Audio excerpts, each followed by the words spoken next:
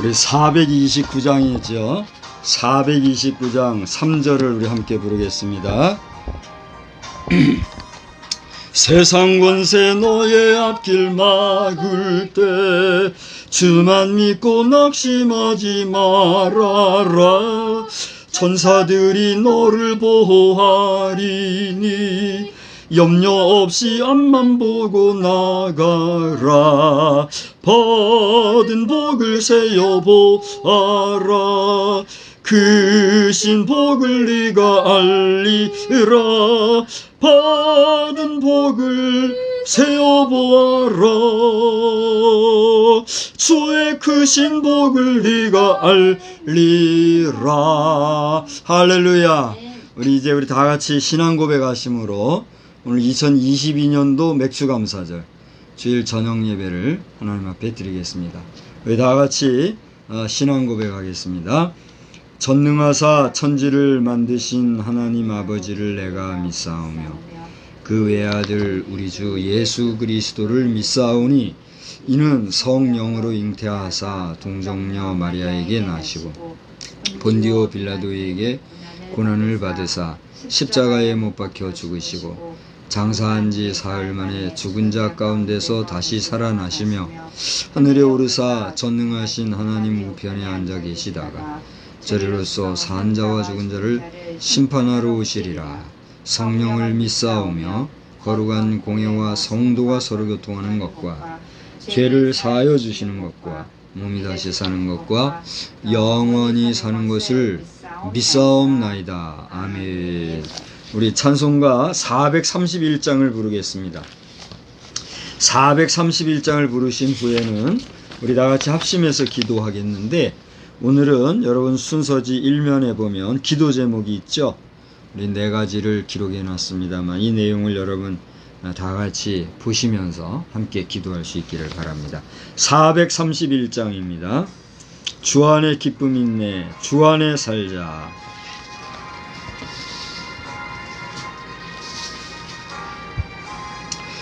주 안에 기쁨 있네, 주 안에 살자.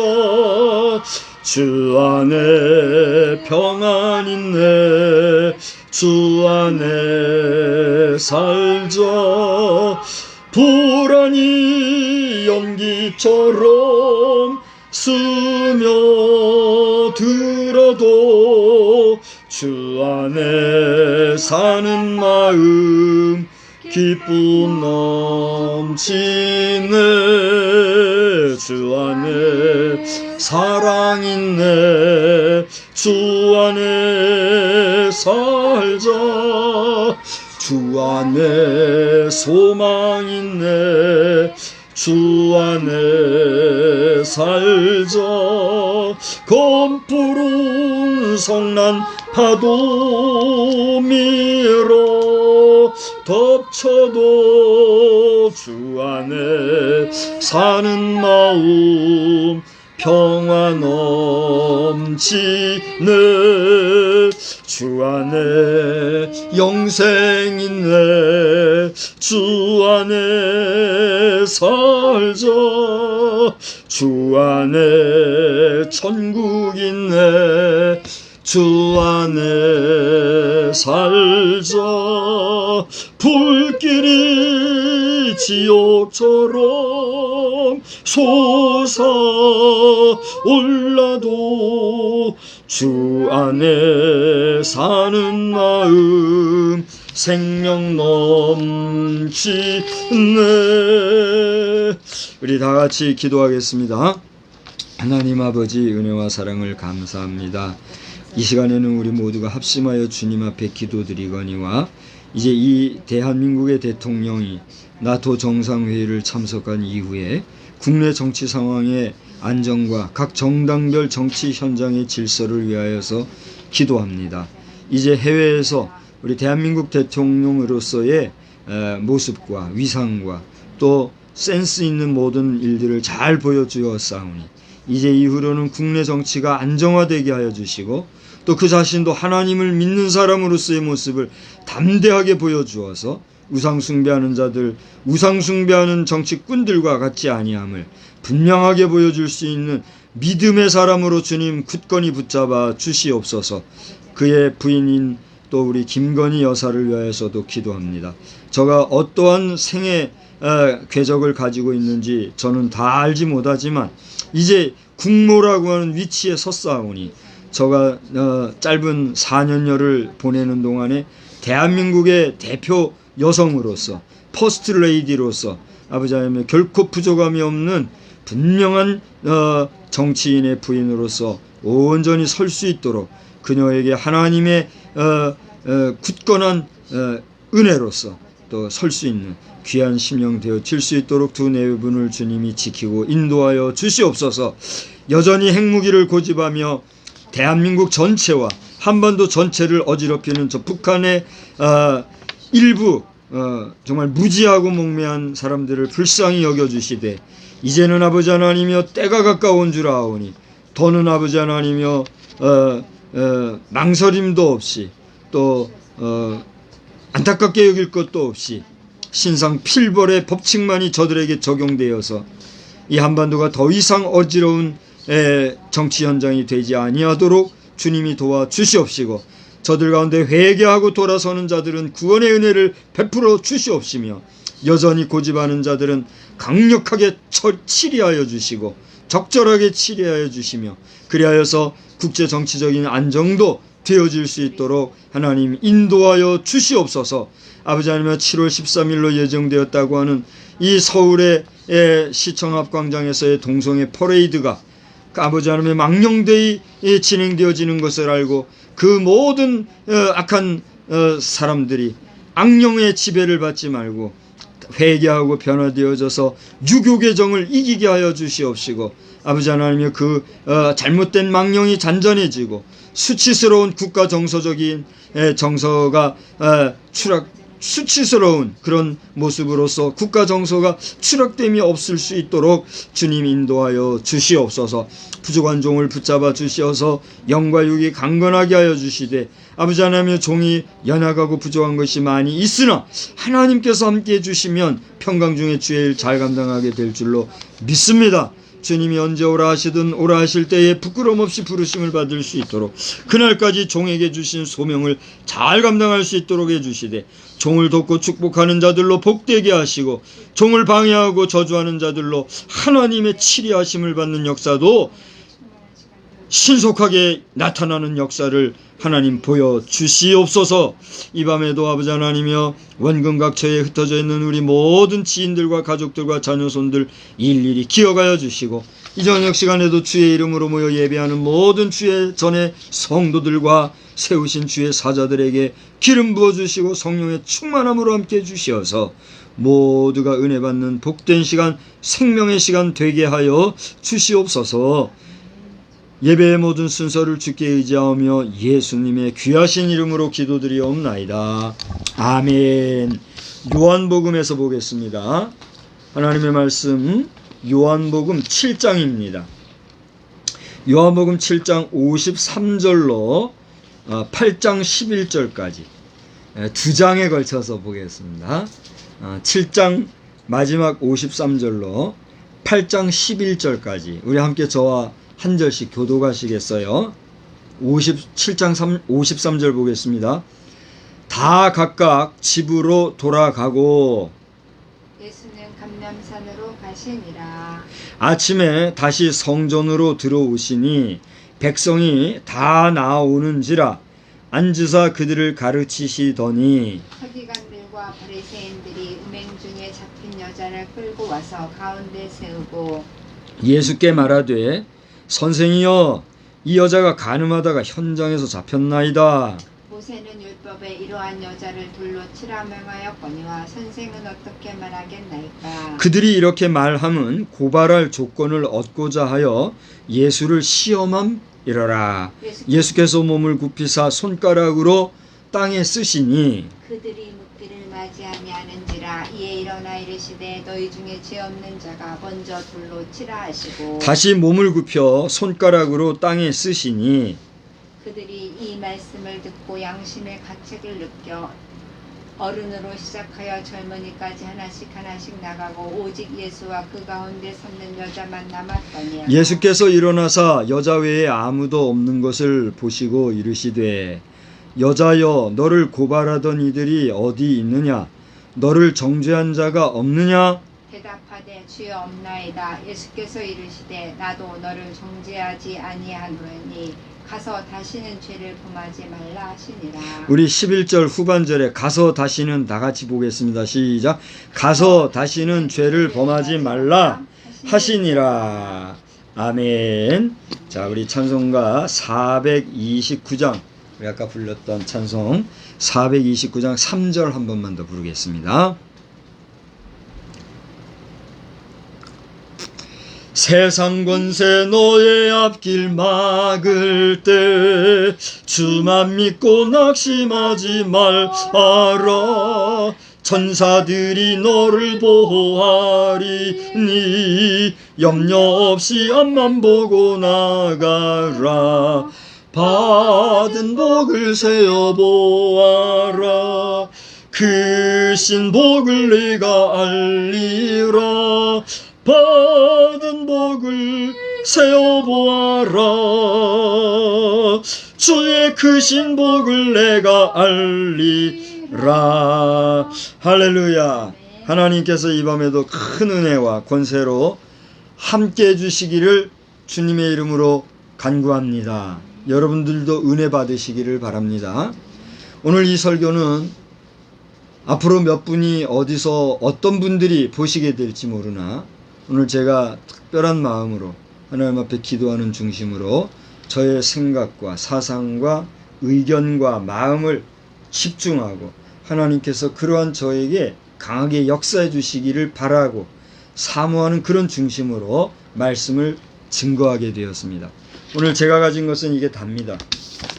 자, 이걸 가지고 지금부터 말씀을 전할 터인데 제가 이것을 여러분한테 보여드리는 것은 원고 설교를 부정하거나 또는 원고 설교 무용론을 말하거나 저의 어떤 설교적인 능력을 드러내려고 하는 그런 게 아니에요.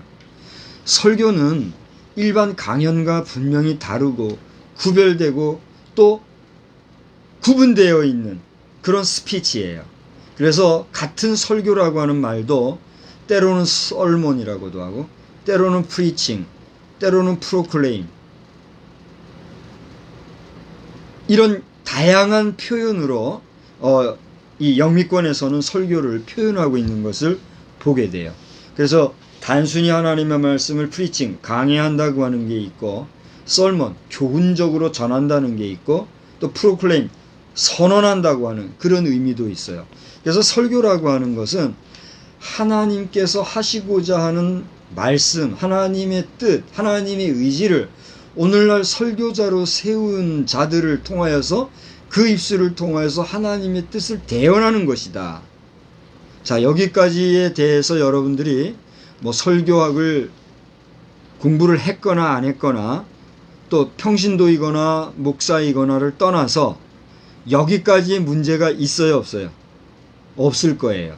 다들 공감하고 동의하고 알고 있는 상식적인 이야기일 겁니다. 그런데 그러한 설교에 성령의 역사가 임하느냐, 악령이 제 목소리를 바라기 위해서 설교자를 제 품을 삼아서 목소리를 바라느냐 하는 것은 또 있을 수 있어요, 없어요? 있을 수 있지요. 그러므로 오늘 저를 포함한 이 땅의 모든 설교자들이 하나님의 말씀을 증거하는 하나님의 종으로서의 설교의 역할을 감당하느냐, 마귀 좋아하는 마귀의 말하는 사단의 소리를 내는 인간의 말을 하는 교묘하게 가정된 사단의 병사냐 라고 하는 것은 심판날에 가면 다 판결이 날까요, 안 날까요? 나겠지요. 그러니까 우리는 모든 경우에 최후의 심판이 있다는 것을 알고 또 믿고 그날에 하나님께서 모든 것을 판별하시고 심판하실 것을 알고 내가 심판관이 되려고 하면 돼요, 안 돼요? 안 돼요. 누가 심판장으로서 그 모든 일을 감당하실 수 있도록 위임해야 될까요? 위임이라기보다 맡겨야 될까요? 하나님. 근데 오늘날 많은 시스템, 우리 모든 인간들의 방법, 인간들의 세계는 조금 안다고 하는 지식이나 조금 가졌다고 하는 권력 등을 내세워서 자신들이 뭐가 되려고 그래요? 심판자가 되려고 하는 경향이 많아요. 이것은 하나님의 말씀에 우리 주님이 친히 이르신 대로 내가 비판받지 않으려고는 뭐 하지 마라. 비판하지 하라는 말씀에 정면으로 위반되는 행위죠. 물론 하나님께서는 말씀에 근거해서 인간 세상을 통해서 law, 뭐라 그래요? Justice of Ministry라고 하는 법원이라고 하는 기관을 세워서 사법 체계를 통해서 인간 세계 속에서 인간 상호 간의 약속을 전제로 해서 법을 만들고 그 법을 근거로 해서 사법 체계를 실행해 나가는 기관 있어요, 없어요? 중요해요, 중요하지 않아요? 중요합니다. 그렇게 중요하고 귀하기 때문에 보편 일반 사회에서는 사법기관을 존중해요, 안 해요? 귀하게 여겨요, 안 여겨요? 또 때를 따라서는 무섭게 여겨요, 안 여겨요? 왜 그래요? 그렇죠. 죄를 다스리는 기관, 죄를 다스리는 업무를 수행하는 특별한 권세를 가진 곳이니까 당연히 그 권위를 인정해 주는 게 우리 보편 사회 질서 아닙니까? 그래요, 안 그래요? 그래요. 그런데 이것이 독단으로 가게 되면은 위험해요, 위험하지 않아요? 아까도 얘기했지만 우리 인간에게는 너나 할 것 없이 모두가 무한함이 있어요, 유한함이 있어요. 모든 인생은 유한성이 있기 때문에 그 어떤 상황에서 그 어떤 능력을 가지고 있을지라도 인간은 살아있을 때 잠시 잠깐 동안인 기간 동안만의 능력을 발휘할 뿐 인간은 하등 무한한 능력이 있다 없다? 없다는 사실입니다. 물론 아인슈타인인가요? 전기를 개발한 사람 누구죠? 에디슨인가요? 누군가가 그런 말을 했죠. 우리 인간은 무한한 잠재 능력이 있기 때문에 이걸 개발을 안 해서 그렇지, 개발을 하면 엄청난 능력을 발휘한다 이런 말을 했지 않아요. 저는 그걸 존중하고 인정하고 긍정합니다. 그럼에도 불구하고 인간은 유한해요, 안 유한해요? 유한해요. 왜 그렇습니까? 무한하신 하나님의 피조물로서 나서부터 마지막 종말까지의 한시적인 삶의 유한성이 있기 때문이라는 사실입니다. 동의하십니까? 공감하시죠? 그러므로 우리 인간은 극도로 높아지고 최고로 높아졌다 할지라도 항상 자신을 돌아보아 우리의 무엇을 인정해야 돼요? 한계성을 인정하고 무한하신 하나님을 경외하는 삶을 살아야 될 줄로 믿으시기를 바랍니다. 저는 오늘 설교를 준비하면서 사실 이 말씀을 드릴까 말까 하다가 그런 마음의 생각이 들었던 것을 그대로 표현하고자 이 말씀을 드리는데, 그것은 무엇이냐면 오늘 저의 설교는 존경하는 미스터 버락 오바마 전 대통령 내외분과 그리고 미스터 조 바이든 현 대통령 내외분을 중심으로 해서 직전 대통령인 미스터 도널드 트럼프 대통령 내외분 등등 미국의 대통령을 지내신 분들과 행정부 그리고 사법부, 입법부의 모든 정치인 여러분들이 저의 설교를 오늘 꼭 한번 들어주시기를 바라는 마음이에요.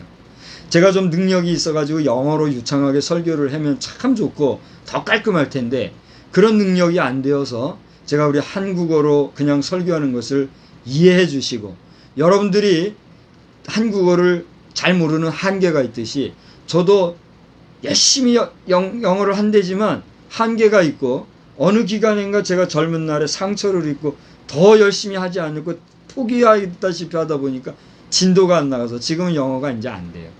그래서 괜히 안 되는 영어 가지고 떠드는 것보다 정확한 표현을 제가 우리 한국말로 하기 위해서 한국어로 설교하는 것을 양해하시고 이 설교가 정확하게 전달이 되어서 미국의 여러 대통령들께서 들어주시면 참 좋겠어요. 봐주시면 좋겠어요. 저는 존경하는 미스터 존 부시죠? 부시 대통령. 아버지 부시가 있고 아드님 부시가 있는데 우리 대한민국에 와서 기도회도 참석하셨잖아요. 부시 대통령 기도회 인도하셨을 때 제가 그 자리에 참석했었습니다. 그런가 하면 지금도 살아계신 걸로 아는데 지미 카터 대통령, 또 클린턴 대통령 내외분 등등 여러 앞선 대통령 시기를 지내셨던 미국의 대통령들께서는 전 현직 대통령을 물어나고 오늘 이 대한민국에서 교회 사역 현장도 지금 허락받지 못하고 무임 사역 중인 박성수 목사가 왜 이런 설교를 하게 되는가? 여기에 재미로 흥미로라도 한번 지켜보시고 말씀을 제가 경청해달라고 하기에는 좀 교만하니까 어떤 잘 들어주시면 참 감사하겠다 이런 마음을 제가 가지게 됐어요. 그래서 이런 얘기를 해야 되나 마야 하나 사실 갈등을 하다가 그래도 그런 생각을 솔직하게 전함으로써 그것이 동기가 되어서 사실은 미국 대통령 여러분 꼭 좀 들으시라고 하는 그런 전제하에 오늘 설교가 준비되었다는 사실을 기억해 주시기 바랍니다. 또 우리 오늘 낮 시간에도 말씀을 드렸습니다만 윤석열 대통령께서는 직전 대통령에 대해서는 저는 뭐 말하지도 않았어요. 전 그분이 서운해할지 모르지만 처음부터 마지막까지 저는 그분을 스스로가 자칭 지도자가 되신 분이기 때문에 그 심중이나 욕망은 이해하지만 개인의 욕망을 국가적인 지도권으로 인정할 수는 없잖아요. 그래서 뭐 말할 이유도 없고 말하지 않았었지만 이번에 대통령 윤석열 대통령 그래도 하나님께서 어려운 우리 대한민국 상황에서 세워주셨다 생각하기 때문에 제가 계속 언급을 하고 있는 겁니다. 가능성도 보이기 때문에. 근데 윤석열 대통령께서도 우리 대통령으로서가 아니라 대한민국 국민의 정상적인 건강한 국민의 한 분으로서 오늘 말씀을 잘 좀 한번 경청해 주시면 좋겠다. 그리고 우리 특별히 여러 장감성 침례교 할 것 없이 교단의 목사님들이 있습니다만 특별히 우리 기독교 대한성결교회 선후배 목사님들 제발 더 이상 뒷담론 타기 좋아하지들 마시고 담대하게 앞에서 이야기하시고 안 맞는 거 있으면 댓글도 좀 써주시고 하면서 부족한 제가 동문이잖아요. 서울신학대학 동문 목사가 이렇게 간절히 외치는 말씀에 여러분 함께 응원의 메시지를 보내주시면 좋겠고 여러분들도 종교 있는 정도로만 떨어지지 마시고 다시 한번 우리가 목회자라고 하는 목사라고 하는 이 멋지고 아름답고 대통령과도 바꿀 수 없는 그 명예로운 직분을 회복할 수 있는 우리 모두가 되기를 주의 이름으로 축복합니다. 오늘 저는 요한복음 7장 53절부터 8장 11절을 본문으로 삼았어요. 보통은 설교 본문을 이렇게 하는 경우가 드물잖아요. 근데 오늘 그 드문 본문을 삼았습니다. 여러분 그 개역 개정을 기준으로 해서 그 밑에 각 줄을 보시면 어떤 사본에 이 본문은 없다고 그렇게 기록이 되어 있어요. 그래요 안 그래요? 그러니까 어떤 사본이 그 사본인가를 저는 잘 모르겠어요. 오늘 연구를 안 했으니까. 연구한 신학자들은 아시겠죠. 그분들에게 한번 물어보십시오. 이 부분이 없대요. 그런데 개역 성경이나 우리가 가진 개역 개정 성경에는 이 내용이 들어와 있는데 여기 제목을 음행 중에 잡혀온 여자가 용서받다 이렇게 제목이 되어 있네요. 그런데 이 내용이 다 각각 집으로 돌아가고 여기서부터 시작이 되고 있습니다. 그게 무슨 내용일까를 생각을 해보면 여러분이 6장에서부터 이 내용을 보셔야 할 것입니다. 왜 6장에서부터 보시냐 하면 예수님께서 그 이전에 4장 5장에서도 보면 3장의 니고데모에게 아주 그 복음의 핵심이라고는 요한복음 3장 16절 말씀을 하신 이후에는 본격적으로 공생애의 기적사건이라든가 공중사역을 하고 있는 모습이 나오고 있어요. 그죠? 그러다가 4장에서부터는 본격적으로 대중집회를 통해서 역사를 일으키시는데 5장에서 보면 그런 내용이 더 깊어지고 6장에서부터 보면은 정말 믿지 못할 그런 기사가 나와요. 그게 뭐예요? 여러분 귀에 익숙한 용어 오병이어. 단지 보리떡 5덩어리와 물고기 2마리를 가지고 5,000명. 이거는 작년만 5,000명이라고 그래요. 작년만 5,000명이니까 안 돼도 한 2만 명은 먹였을 것이다. 혹은 3만 명 먹였을 것이다. 이런 데이터가 나오는 거더라고요. 그거는 이제 뭐 정확한 거는 우리가 모르니까 신학적인 고증학적인 연구를 하시는 분들이 그거를 얘기할 성격이고, 어쨌든지 간에 5천 명 이상 수많은 사람들이 먹고도 남은 광주리가 12광주리에 찼다는 거예요. 이 광주리라고 하는 건요, 우리가 말하는 소쿠리 정도가 아니에요. 그죠? 여기 보면 큰 광주리 있잖아요. 그 광주리로 가득 12광주리라고 하니 남은 것만 해도 엄청나다는 거 알 수가 있잖아요. 단지 보리떡 5개와 물고기 2마리로 말이죠. 어마어마한 기사잖아요. 그러니 여기에 대해서 지금도 이 기사를 믿지 못하는 사람들이 있어요, 없어요? 지금도 분명히 있어요. 그런 형태의 소설 같은 얘기가 어디냐는 얘기한 사람들이 있잖아요.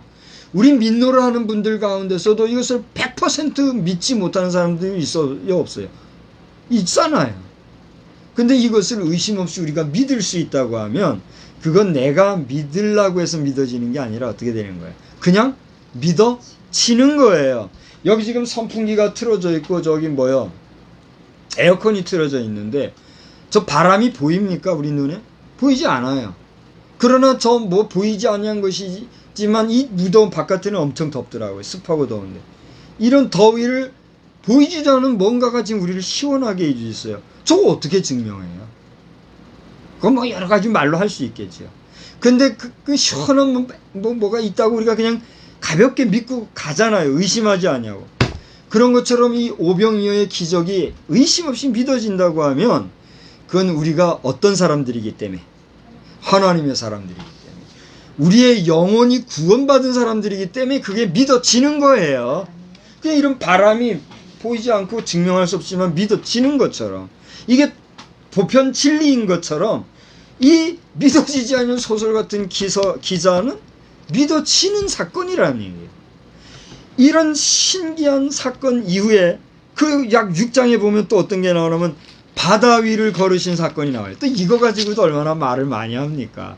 이거는 뭐 그 당시에 뭐 철벅철벅 그 해변을 걸으셨다는 얘기로부터 해가지고 별별 그 이야기들이 다 나오잖아요. 그것도 신학자들의 입에서 말이에요. 이게 박사가 되고 신학자가 돼가지고 신학교에서 직업인으로 장사하는 사람들인지는 모르겠지만 그런 사람들은 이 사건을 진심으로 믿는다는 거예요? 안 믿는다는 거예요? 믿지 않는다는 거죠. 그런 자들이 목사 만들겠다고 신학교에서 행세를 하니 목회자들이 종교인이 되는 거 아니겠어요? 정신들 못 차리고 말이에요. 신학자 여러분들 가운데서도 함부로 사람들 비판하고 하지 말고 정신들 차려서 여러분들이 그 자리에 있는 게 얼마나 중요한 일인지를 알고, 세금 내는 문제에 있어서도 당신들 교회 받는 것들은 안 내게 될지라도 학교에서 받는 건 다 내면 되는 거고, 그거 정당성을 이야기하면서 당신들은 요를 이중으로 내는 거에 대해서 기분 나빠하지 말고 당연한 걸로 알고, 당신들 신학자들이 먼저 앞서서 종교과세 문제 다루시란 말이에요. 말해야 될 때 말 못하고 비실거리고 그런 신학자들 되지 말고 말이에요. 저 박성수 목사 저 이제 돌았나 보다 그딴 소리들 하지 말고. 내가 뭐 돌아서 비싼 밥 먹고 이런 얘기 합니까? 나는 저 강다리 목사님이나 신현균 목사님이나 우리나라의 대표적인 기라성 같은 부흥강사 목사님들 같은 영성도 약하고, 내가 약하기 때문에 더 큰 소리 안 칠 뿐이지, 지금 우리 목회자들 신학자들이 얼마나 잘못된 일이 많아요. 다 직업군으로 종교인으로 추락해가지고 말이에요. 말도 못하고. 못났고 부족하지만 박성수 목사가 얼굴 붉혀가면 얘기할 때 잘 들으세요.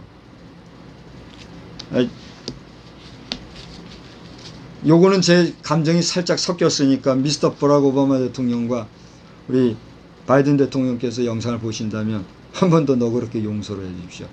제가 목소리 높이고 시끄럽게 하면은 여러분들이 무례하다고 여기기 때문에 점잖게 말씀을 드리려고 애를 먹었습니다만, 끓어오르는 이 공부는 제가 감출 수가 없습니다. 용서를 해 주시기 바라고, 뭐 어쨌거나 한번 웃고 넘어가 주시기 바랍니다.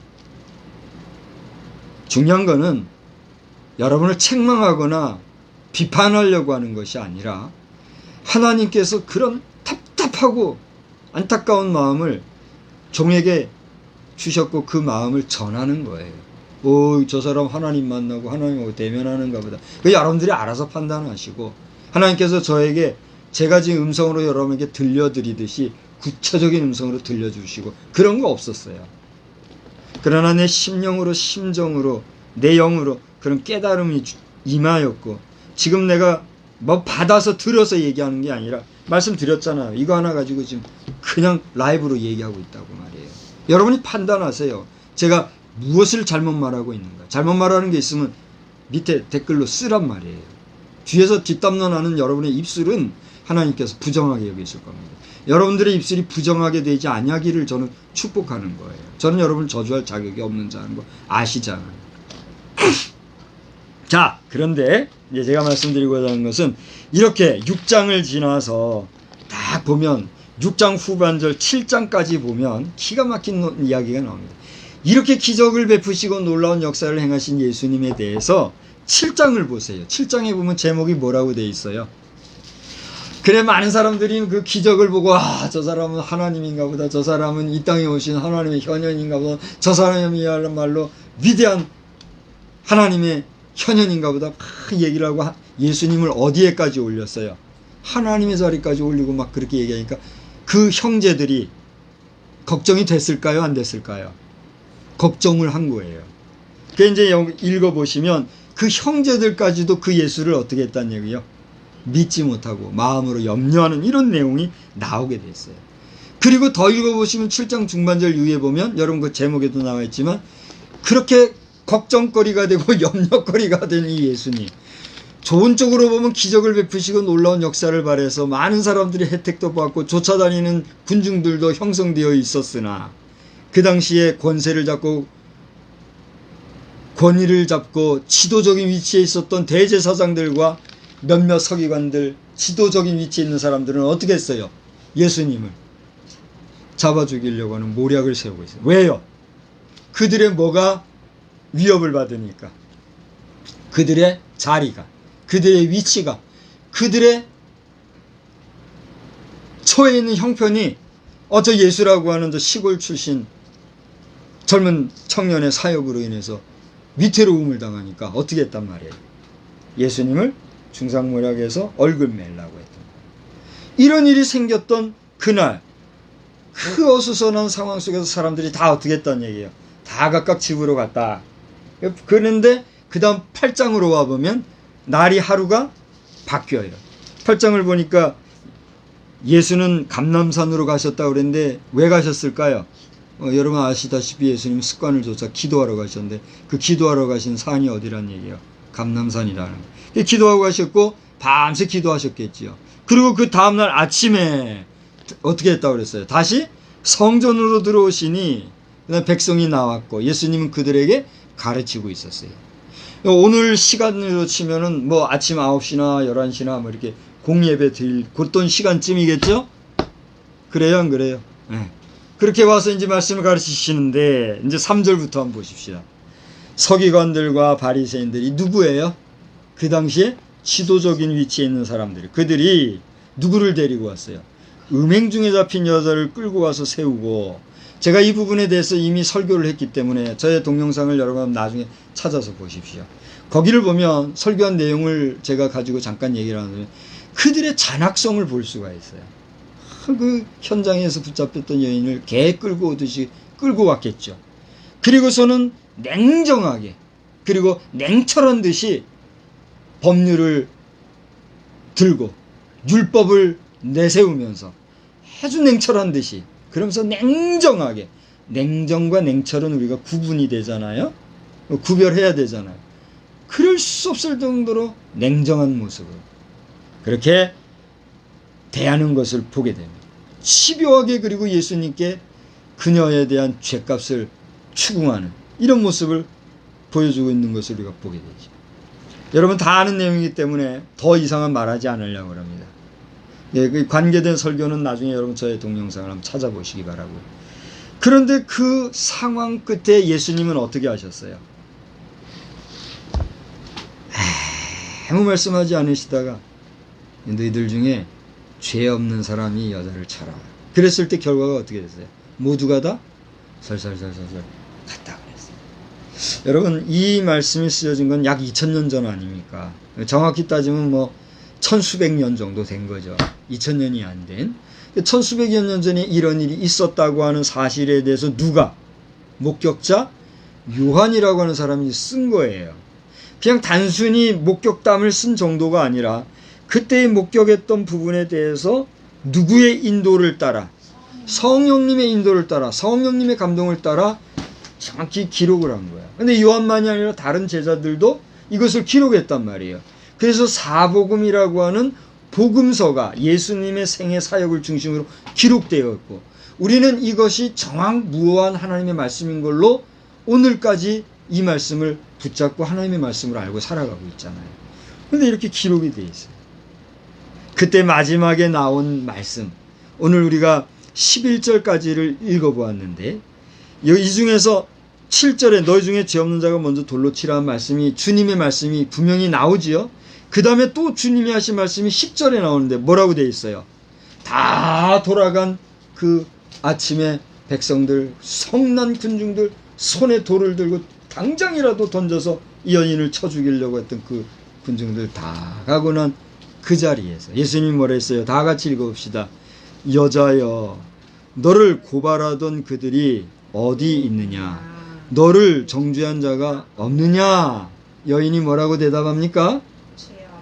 주여 없나이다. 예수께서 뭐라고 말씀하셨습니까?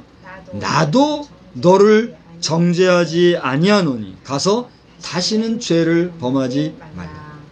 여러분, 오늘 저는 여러분과 함께 레위기서를 한번 보고자 합니다.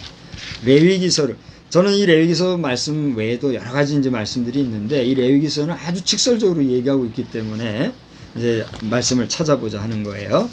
레위기서 20장 13절이에요. 찾아서 같이 읽어보겠습니다.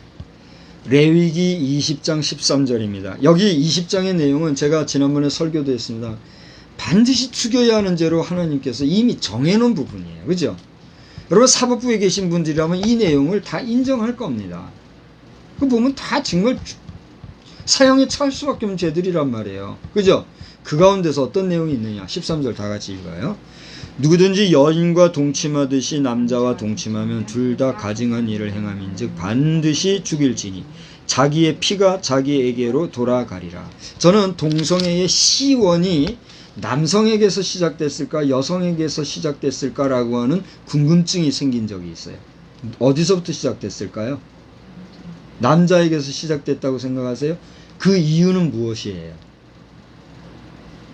뭐라고 그랬어요? 뭐 얘기해봐요. 뭐요? 누구든지 여인과 동침하듯 남자와 동침하면, 이걸 보고 얘기하는 거예요? 저는 누가 뭐라고 해도 이 외에도 이거 이제 남자와 여자가 동침하잖아요. 그렇게 남자와 여자가 성관계를 맺듯이 남자가 동침하면, 여자가 동침하면 이것도 들어있는 거예요. 묵시적으로. 좀 이따 로마서를 보겠습니다만 로마서에도 그런 내용이 나오는 거예요. 그래서 저는 여인들이 동성애가 먼저 시작됐다고 보는 입장이에요. 여인들은 기분 나쁠지 몰라요. 여성들은 기분 나쁠지 몰라요. 근데 저는 문화인류학적으로 그게 이해가 되는 게, 남자들은 주로 전투, 또 식량 준비 이런 걸로 해서 밖으로 다니잖아요. 그리고 돌아오면은 여인을 품고 이런 일을 하잖아요. 그럼 여인들은 주로 안에 있잖아요. 그런데 남자를 안 여인들은 그 육정이 샘솟도 솟게 되어 있기 때문에 그 많은 시간들 속에서 관계를 갖게 될 소지가 높다는 거예요. 그것뿐만이 아니라 여성들의 입장에서는 억울할지 모르지만 이 인류 사회 속에 죄악을 가장 먼저 들여온 게 뭐예요? 여성이에요. 저는 그것에 대해서 여성들의 분노와 원성을 살 수 있을 거라고 생각하지만 그걸 감수하고 얘기하는 거예요. 아니면 아닌 것으로 다행한 일이에요. 근데 제가 여성을 무시해서가 아니라 그 가능성을 얘기하는 건데, 성경은 그렇게 분명히 얘기하고 있지 않기 때문에 제가 더 얘기할 필요도 없고 자격도 없어요. 그러나 여러 가지 정황으로 볼 때 남성보다는 여성이 더 먼저 앞섰을 거라고 생각을 해요. 그런데 그 다음에 이것을 본 남성들이 그것을 흉내내면서 하다 보니 쾌락적인 면에서는 동성 간의 이 쾌감이 더 진할까요? 덜할까요? 더 진할 것 같아요. 그러니까 이게 남성들이 더 멋이가 된 거예요. 그러면서 전쟁 문화에서의 씻을 수 없는 욕정을 표현하는 것이 동성애로 더 강화가 됐다고 보는 거예요. 로마 시대에는 그게 절정에 달했고 그걸 결코 감추지 않았기 때문에 로마서에서는 드러내놓고 얘기하고 있잖아요. 그게 어디에 나와요? 로마서 1장 한번 보세요. 로마서 1장 18절에서부터 27절까지 보면 이 내용이 핵심적으로 기록되어 있고 이때여서 28절에서부터 32절까지 보면 내면의 죄까지 다 기록이 되어 있어요.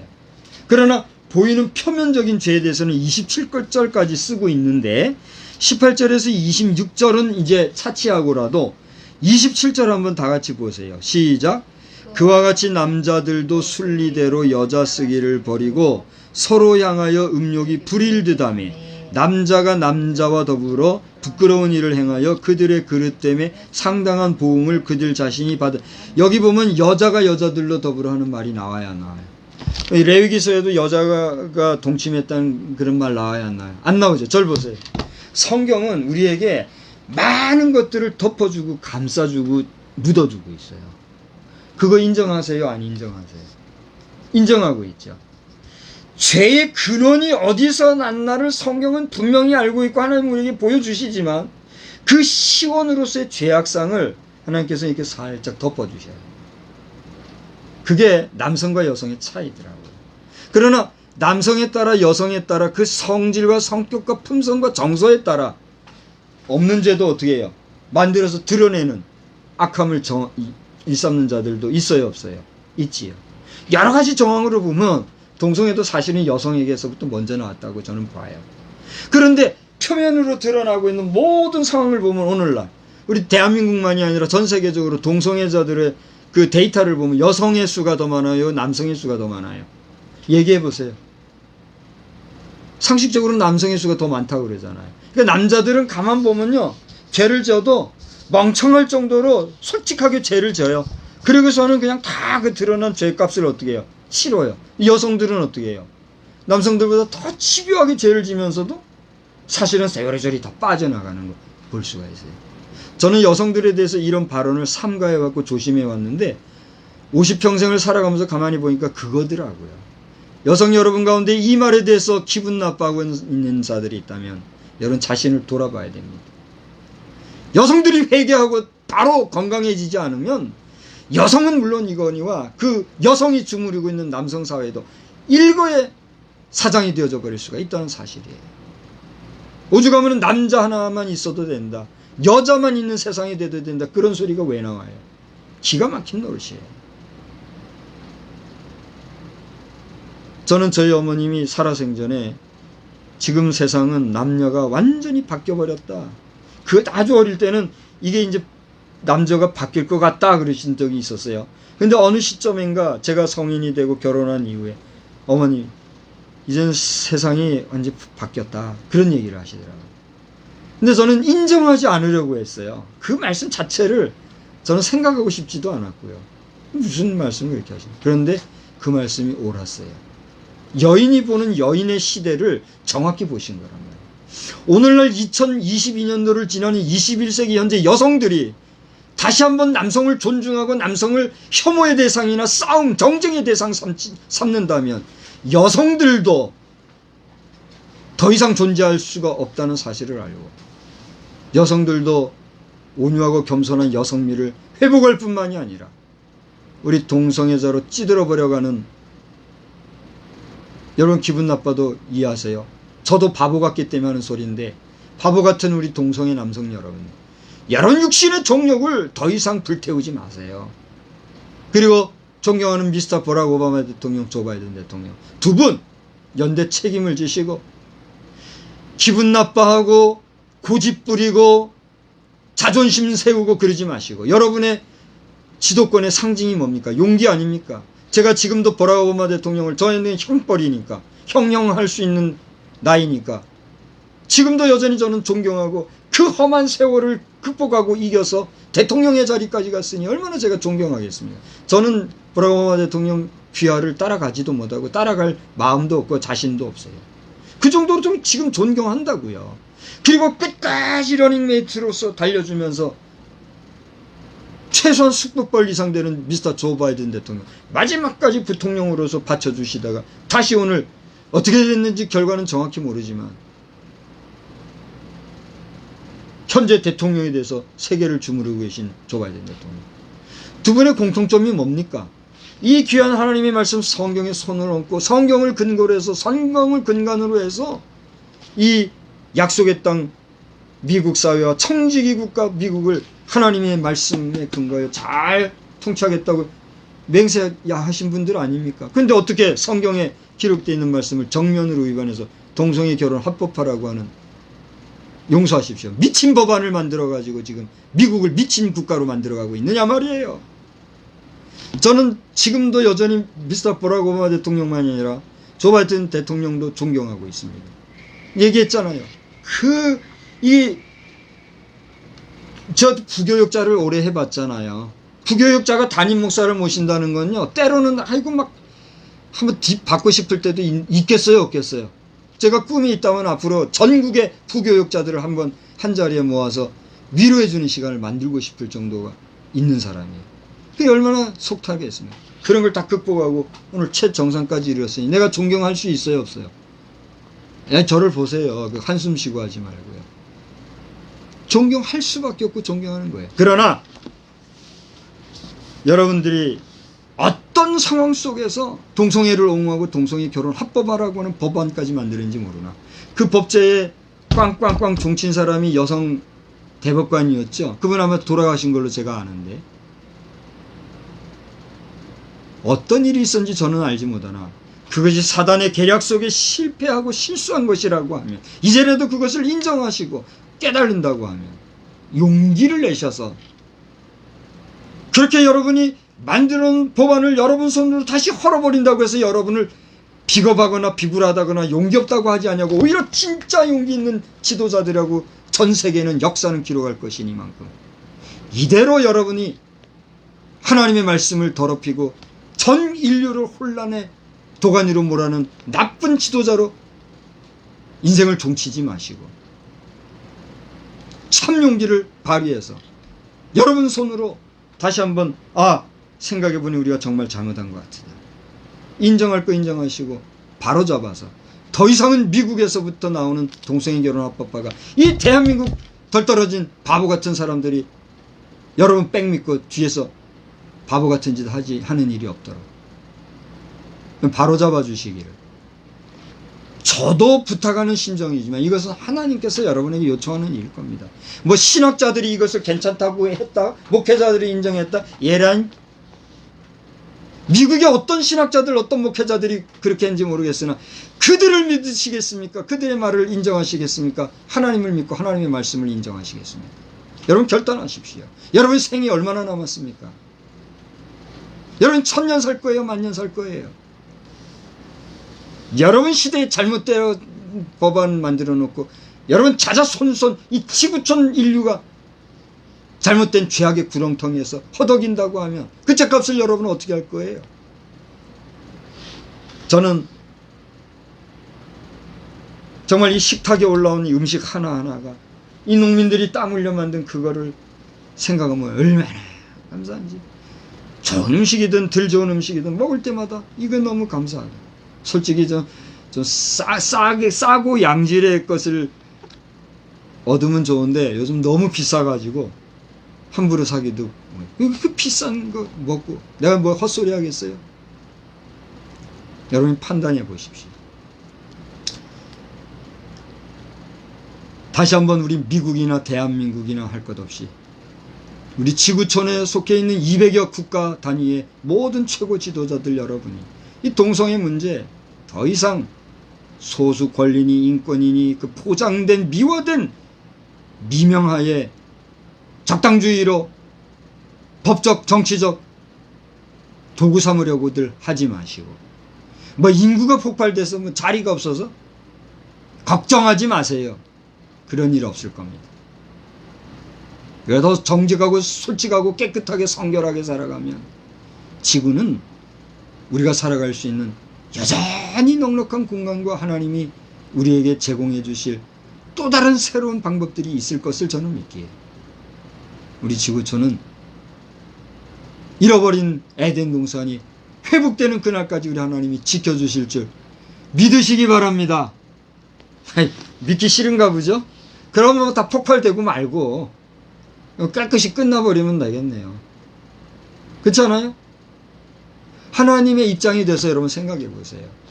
내 사랑은 형상대로 만든 사랑하는 아담과 하와가 내가 그 하지 말라고 한 그거 따먹고 이제 어떨 불순종하니 안 되겠다고 떨쳐버리신 그 마음이 얼마나 허전했겠습니까? 그 허전한 마음을 다시 회복시키려고 어떻게 돼서 오셨어요? 이 땅에 예수의 이름으로, 예수의 형상 모습으로 이 땅에 오셨잖아요.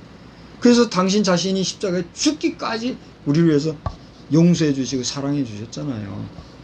그러니 그 하나님의 심정을 이해한다면 이 지구촌이, 이 지구에 에덴 동산이 있었던 것인데 그걸 하나님께서 쓸어버렸다면 그 쓸어버렸던 에덴 동산이 회복되기를 하나님이 원하실까요? 원하지 않으실까요?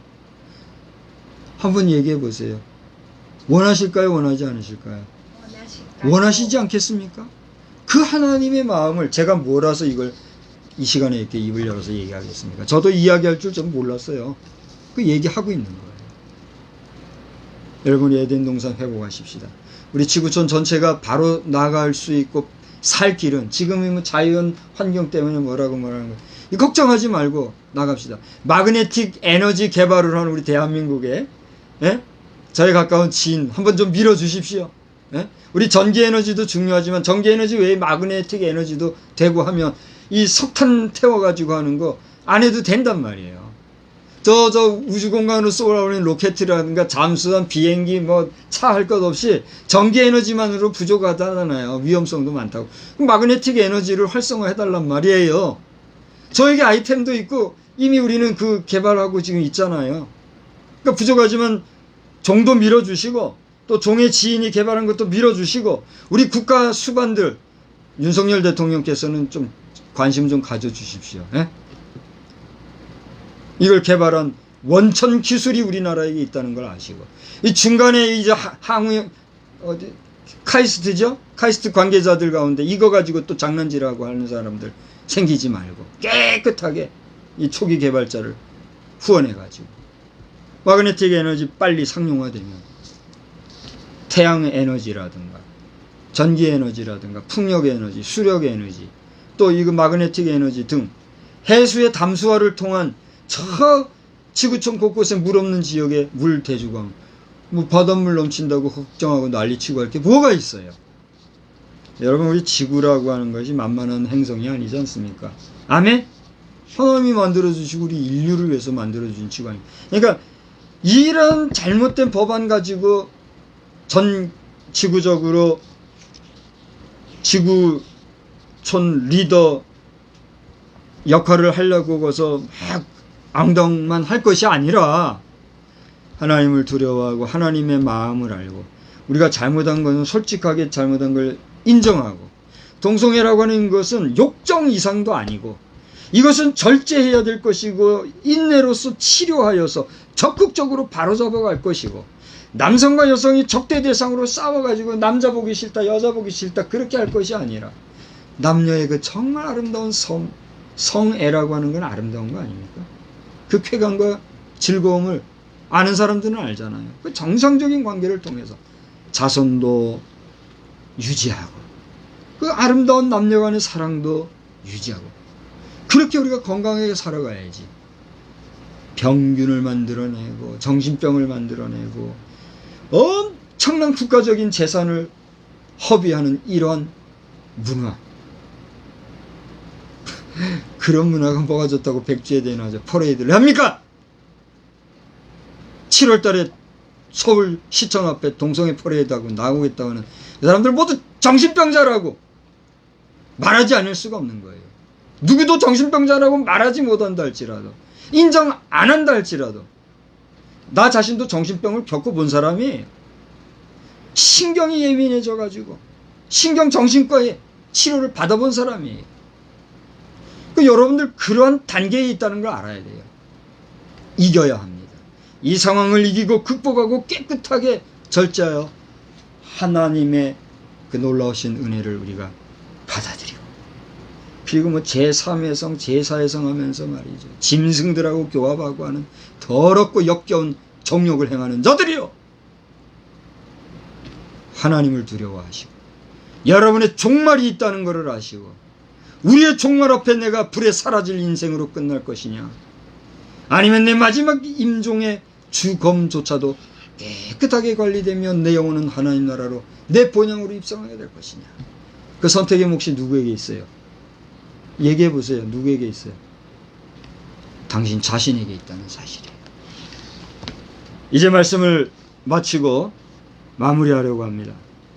저는 서두에 미국의 대통령들을 감히 거론하면서 말씀을 드릴 것인가 하는 고민을 많이 하였고 극기하는 결단하고 이 말씀을 전했습니다. 결코 짧지 않은 시간, 제가 볼 때 한 적어도 40분 이상은 지금 입을 열어서 말한 것 같아요. 인간의 말로 치면 오늘 이것은 답답하고 갑갑하고 불쾌하고 언짢은 이야기가 있을 수도 있을 것으로 합니다. 그러나 부족한 종은 하나님께서 어려서부터, 아니 저는 태중에서부터죠, 뭐 태중에서부터 어려서부터 하나님의 말씀을 주야로 듣고 묵상하며 자라왔고, 그렇지만 제 자신도 실족한 경험이 있는 자로서 말씀드렸듯이 정신적으로 문제가 있었던 그런 경험도 했던 사람으로서 오늘날 우리 동성애자들의 아픔과 고독함과 그 정욕에 물든 마음을 이해합니다. 그러나 오늘 본문 말씀에서 서기관과 바리새인들에게 끌렸던 그 여인이 돌에 맞아 죽을 운명에 처해 있었지만 너희들 가운데 죄 없는 자가 돌로 들어먼저 철했을 때 다 도망가고 아무도 없었을 때 그 여인의 죄됨을 인정하면서, 인정하는 여인 앞에서 나도 너를 정죄하지 아니하노니 가서 다시는 죄를 짓지 마라 하신 그 말씀, 동성애자들 여러분, 하나님 앞에서 여러분 죽을 자들이에요. 당장 여러분 때려 죽여도 여러분 할 말 없는 자들이라는 걸 알아야 해요. 그러나 오늘 하나님은 여전히 침묵하고 계시죠. 심지어 많은 사람들 가운데 여러분을 인권이라는 이름으로 옹호해주는 척하면서 뒤에서 호박씩 까고 있죠. 왜 그렇습니까? 여러분이 다시는 죄짓지 아니하고 바로 서기를 원하는 하나님의 사랑의 유효하심이 오늘도 여전히 존재하고 있기 때문에 기회가 있을 때, 생명이 있을 때, 호흡이 있을 때, 우리 대통령들께서도 아직 여러분이 살아계시고 여러분이 그래도 힘이 있으실 때 여러분이 잠시 잠깐의 착오로 잘못했던 법안의 제정 문제 여러분 손으로 결자해지라고 여러분 손으로 그것을 바로 푸셔서 미국 사회도 다시 한번 강건해지고 건강해질 뿐 아니라 미국을 귀하게 여기고 함께 파트너십 상권인 대한민국을 포함해서 미국 여러분을 귀하게 여기는 모든 국가들과 우리 지구촌의 각 나라 백성들이 이 문제로부터 성결해지는 역사가 있기를 주의 이름으로 축원합니다.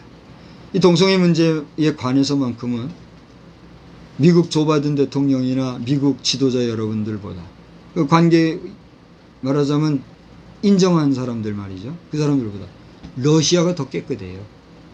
러시아 푸틴 대통령은 오히려 더 강직하게 이 부분은 안 된다고 하고 있잖아요. 그거 생각하면 지금 누가 누구를 욕하고 누가 누구를 적대시 삼아요. 적이 어디 있어요, 우리가? 우리의 적은 누구예요? 여기 이제 로마서 그 뒤에는 제가 읽지 않았죠? 여기 로마서 1장 28절 이후 32절까지 나와요.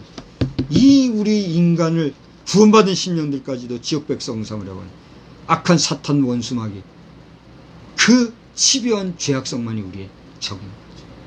여러분 한 주간 동안에 승리하시고 미국의 대통령 여러분 감히 교만하게 떠든 저의 무례함은 용서해 주시고 제 충정을 받아 주시되 여러분의 남은 여생 하나님이 참복으로 함께 해주시는 복된 역사가 있기를 우리 주님의 이름으로 참으로 진심으로 축복합니다. 한 주간 승리하시기 바랍니다. 기도하겠습니다. 하나님 아버지, 오늘 이 시간에 부족한 종이 두렵고 떨리는 마음이지만 담대하게 말씀을 전하였습니다. 사람의 말들은 싹싹 소멸시켜 주시되 하나님께서 종을 통해 주신 하나님의 마음이 전달된 것들 받는 자들이 복되게 하시고 이 말씀에 대적하는 자들로, 대적하는 자들에게 주시는 하나님의 징계가 어떤 것이었는지를 보여주는 전 지구적인 역사가 이 땅에 펼쳐지기를 기도합니다. 무더운 한 주간 동안에 비가 예보되어 있는 우리 한국 땅에 혹여라도 이 큰 비로 말미암아 어려움이 발생하지 않게 도와주시고, 대한민국만이 아니라 전 지구촌에 거하는 수많은 인류가 여호와를 경외하는 도에 서며 구원받는 일에 관심을 가지며 인간의 유경만을 취할 것이 아니라 하나님의 영원한 세계, 우리의 돌아갈 본향에 관심을 가지고 살아가는 참된 복의 역사가 넘쳐나게 하여 주시옵소서. 예수님의 이름으로 기도드리옵나이다. 아멘. 우리 찬송가 432장을 부르신 후에 주님 가르쳐 주신 기도로 패하겠습니다. 큰 물결이 설레는 어두운 바다, 저 등대의 불빛도 희미한데 이 풍랑에 패져 항해하는 이 작은 배사공은 주님이라.